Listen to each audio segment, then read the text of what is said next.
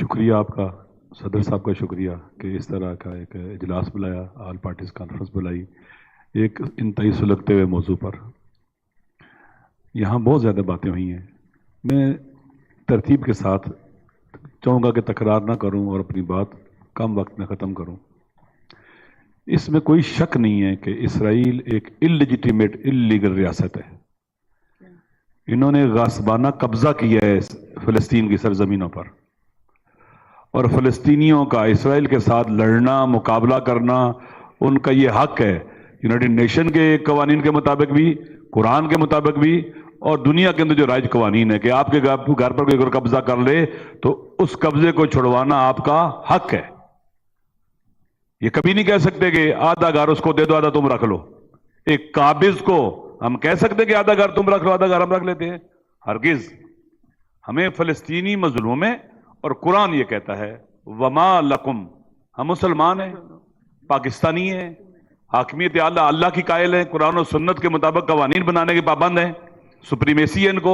قرآن کہتا ہے وما لکم لا تقاتلون فی سبیل اللہ والمستضعفین من الرجال والنساء والبلدان الذین یقولون ربنا اخرجنا من هذه القرية الظالم اهلها واجعل لنا من لدنك ولیا واجعل لنا من لدنك نصیرا۔ تمہیں کیا ہو گیا؟ خدا توبیخ کر رہا ہے، ڈانٹ رہا ہے خدا۔ لا تقاتلون فی سبیل اللہ کی راہ میں کیوں نہیں قتال کرتے؟ والمستضعفین، اور ان لوگوں کے حق میں جنہیں کمزور کر دیا گیا ہے، جو مرد ہیں، عورتیں اور بچے ہیں، جو پکار رہے ہیں خدایا ہمیں ظالم جگہ سے نکال، اپنی طرف سے مددگار بھیج اور ولی بھیج اپنی طرف سے۔ لہذا خدا توبیخ کر رہے چپ رہنے والوں کو۔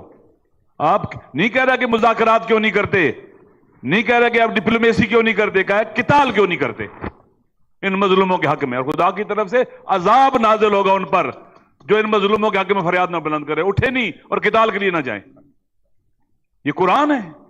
اگر ہم خدا کی ہدایت سے دور ہو جائیں گے تو گمراہ ہو جائیں گے، پہلی بات۔ دوسری وَلَن يَجْعَلَ اللَّهُ لِلْكَافِرِينَ عَلَى الْمُؤْمِنِينَ سَبِيلًا، یہ قرآن کی آیت ہے۔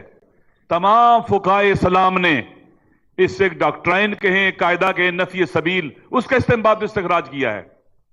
اس آیت کی روشنی میں کفار کے چاہے وہ معاشی، چاہے وہ سیاسی، عسکری، کلچرل تسلط کو قبول کرنا حرام ہے، گناہ ہے، جائز نہیں ہے۔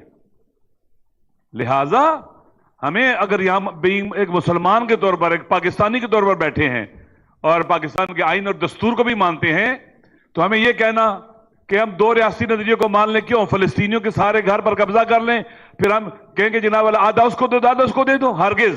نمبر 2، اسرائیل کا ہوا کھڑا کیا گیا ہے۔ اسرائیل ایک سال سے تقریباً 41 کلومیٹر لمبائی ہے اور بعض جگہوں پر 6 کلومیٹر چوڑائی ہے۔ یہ ہے غزہ۔ غزہ میں ریزسٹنس کو ختم نہیں کر سکا، جتنا مار سکتا تھا مارا اس نے۔ ان کی استقامت، ان کی مقاومت خود خدا کہتا ہے۔ ناظرین، علامہ